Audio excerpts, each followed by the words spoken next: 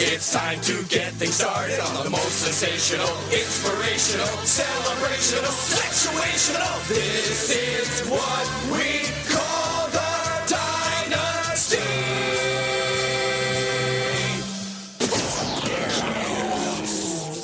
An all-star fantasy football experience. Now it is time. Fucking right, it's time.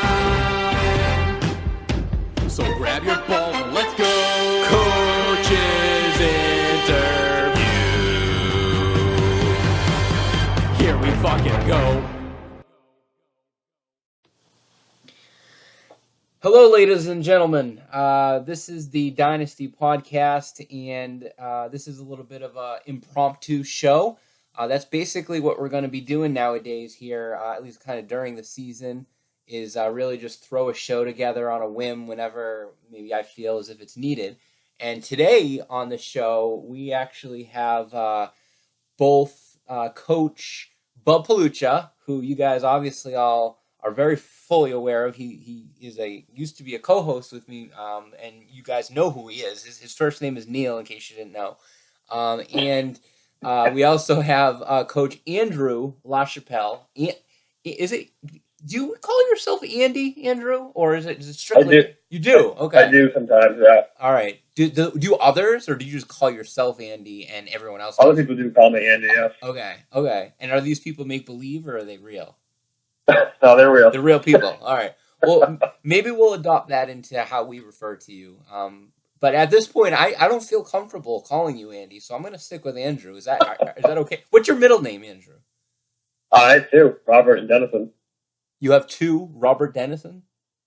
Yep. So it's Andrew, Robert Dennison, LaChapelle. That's right. Is Dennison like your mother's maiden name or something like that? It's actually my mom's family name. Okay, if it wasn't, and it was just like, hey, you have two names, I was kicking you out of the league. But since it's a family name, I'm okay with it. Bub, do you agree with that call? I could not agree with you more if I even tried.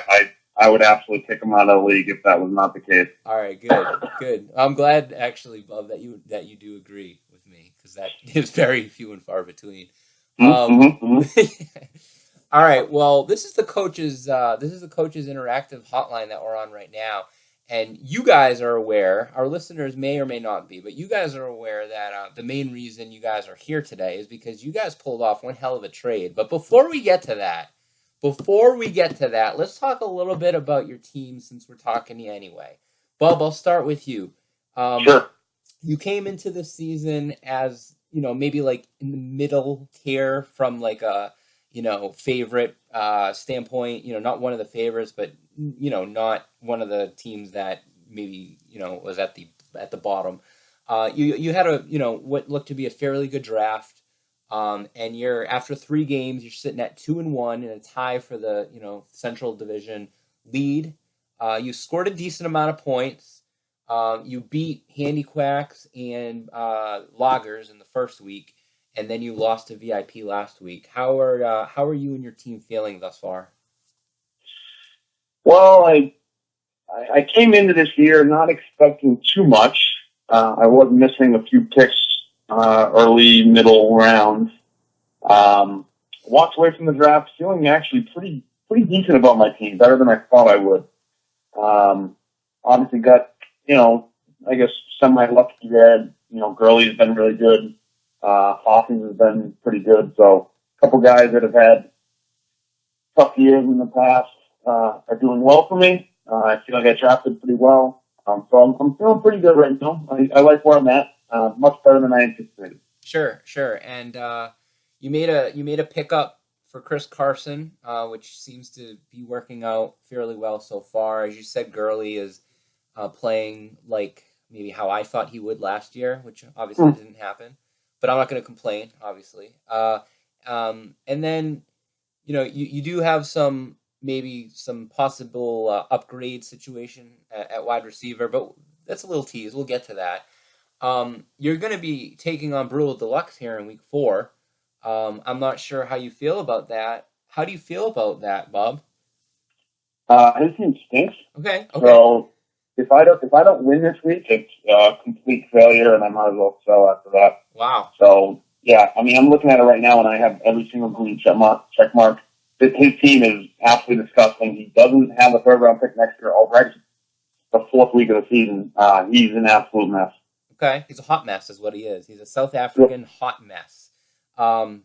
He also has benched Drew Brees the last 2 weeks, and currently has Brees on his bench, where Phillip Rivers has been playing instead of him and playing horrifically.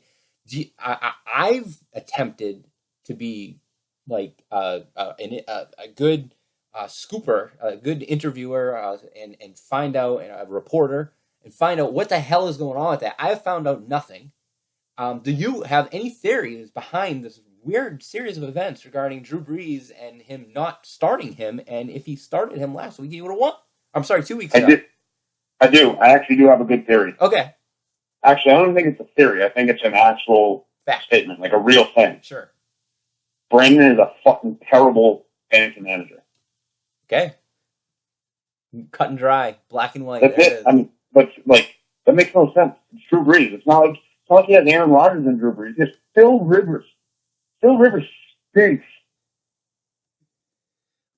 Well, we'll see what happens. Coach Andrew. Now, you came into this league with I mean, you obviously inherited a very well stocked team from a draft pick standpoint. But you made some headlines. You made the trade for Cooks. You made the trade with VIP. Making some swaps to obtain a yet another second round pick. You got a lot of other coaches or coach ridicule you and maybe give you some bad grades from a grade the trade standpoint. However, after the smoke is cleared after week 3, you are number 1 in the league. You scored the most points. You're 3-0. You scored the most points 2 out of the 3 weeks. You obviously got to be feeling good about yourself and your team so far. Oh yeah, definitely. Okay. Tom Brady's going nuts. You got, Especially after week 1. right? Yeah, week 1 was a little rough, but you were able to sneak by that, and week 2 and 3 he led the world in fantasy points. Greg Olsen got hurt. Right now, you're playing guys like Jesse James and playing the waiver wire game. Beckham's had a little bit of a slow start. Keenan Allen had a little bit of a slow start. Jordan Howard had a great game last week. Devontae Freeman's playing well. You did bench him, yep. But it didn't matter because you still put up the most amount of points. C.J. Anderson, your team looks very well rounded. I'll be curious to see what happens once the buys begin, because some theorize that your team is top heavy and may not have maybe the depth that you may need to win in some of those types of weeks. But you're gonna be taking on who the hell are you playing this week? Handiquacks. Handiquacks. Oh yes, okay. So you basically have a bye week, but you are terrible. Yeah, you're like a 40-point favorite, approximately. Do you have any? Are you gonna basically say like, yeah, anything can happen? This is fantasy football, or are you basically like, this is a win? Okay. Yeah, no, I shouldn't win. All right, fair enough. I want to ask you, since you're new to the league, and I mentioned this in the write-up this week. Obviously, you're having a good time in the league, but what about it, specifically, are you enjoying? I know you've played fantasy football in other like minor league systems, and this is, you've now been called up to the major league. So what is it about this league that you've been enjoying, the most so far? Interactivity, stuff like this. Yeah. So basically, what we're doing right now, like. Yeah, people actually responding to trades and all that stuff. Yeah. Excellent. And competitive. Right. You picked up Wendell Smallwood this week for the $20. I had $17 on it. Ah, wow. Okay. I did not know that. Yeah. Inside. Yeah. I in my current position, I felt like I had to make a little bit of a move. So we'll see how that works out. But yeah, I wanted more depth. But right. Good to hear. All right, well, let's get to it. So the reason we're really here, let's cue it, hit it. Stop everything. Seek shelter. Run for the hills. We have ourselves breaking news from the world of the Dynasty.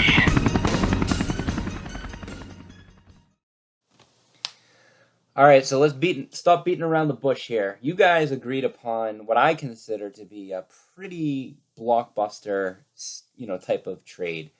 I will announce it, and then I have some questions for you guys, and I appreciate you guys being open and honest about this. However, that being said, if there are, maybe behind the curtain things that you don't want to reveal, then obviously just say that, and that's fine, but I will ask them anyway. So, Bubblegum Shrimp is trading Todd Gurley and Marvin Jones? Yes. Yes, Marvin Jones of the Detroit Lions. I think Chris is fully aware of him and his history as an NFL football player.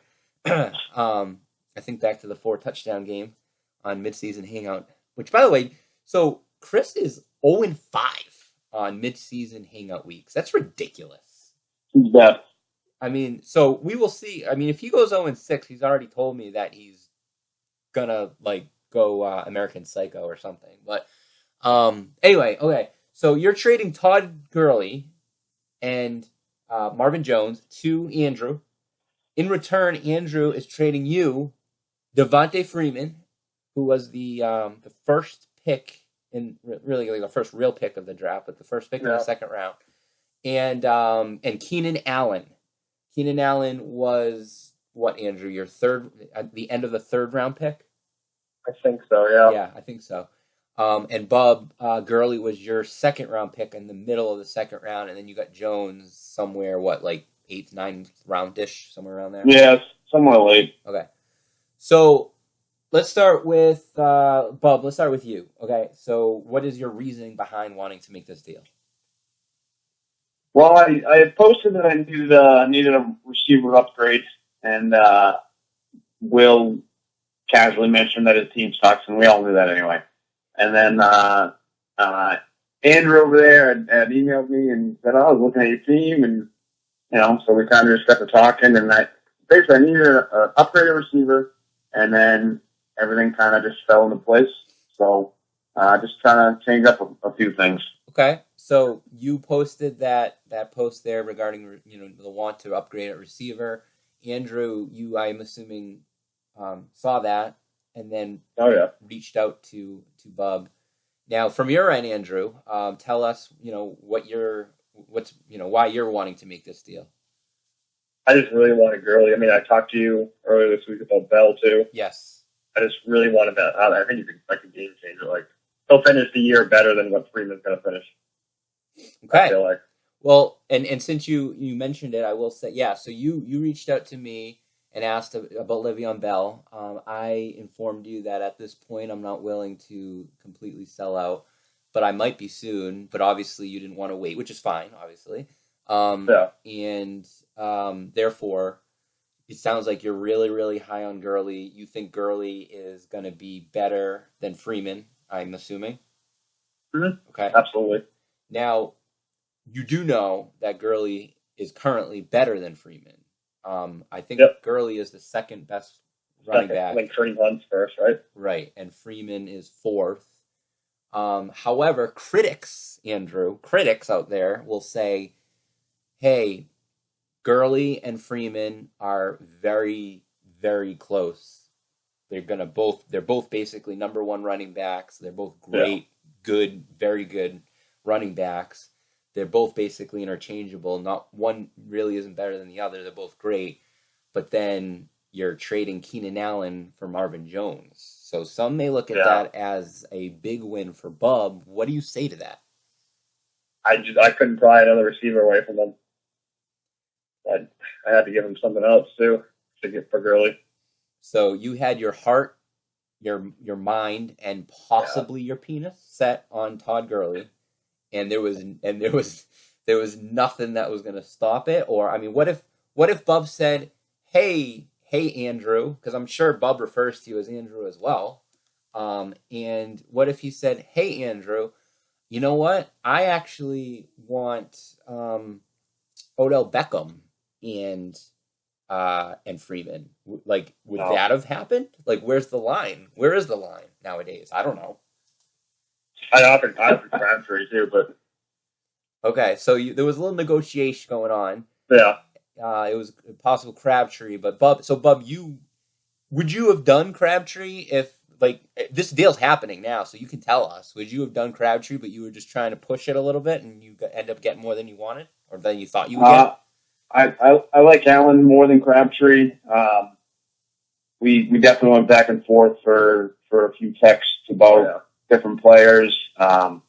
He offered Crabtree instead. I said, well, I'll take Crabtree, but I need a little bit something more, maybe a pick swap or something, blah, blah, blah. So then he finally just said, screw that. You can have Allen. So there was some back and forth there, but I definitely like Allen a little bit better than Crabtree. Okay.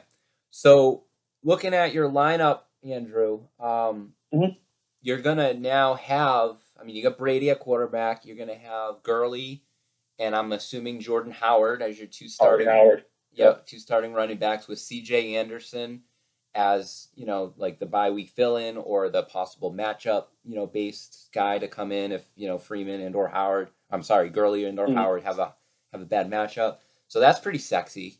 And then you're losing Keenan Allen, but you still have Odell Beckham, Michael Crabtree. You got and Cooks. I'm sorry. I was looking at, didn't see the flex there. So that's sexy as well. Beckham and number one receiver. Cooks is probably number one receiver. Crabtree has been playing great. He got dinged up last week, but he's been playing great. He's basically a touchdown monster. So actually, you'll probably be playing, I would think, C.J. Anderson at your flex. I would think. That's what I was. Yeah. Okay. So, and then Bub, you're now. I think you've obviously upgraded your team as well. You're getting Freeman, and basically exchanging Freeman for Gurley, but you're now getting Keenan Allen, who I'm guessing you'll play with DeAndre Hopkins and Julio Jones. Correct. Okay. Well, we've broken all this down.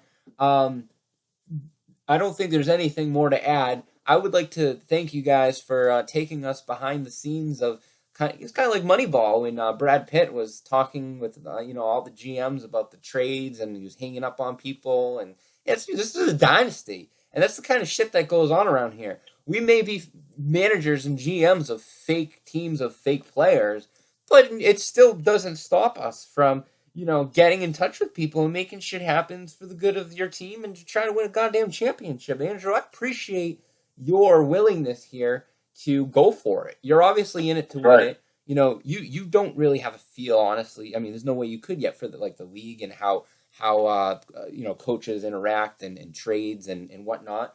But you're obviously here to want to make shit go down, I'm assuming. And Bub, we know about your story past, good and bad.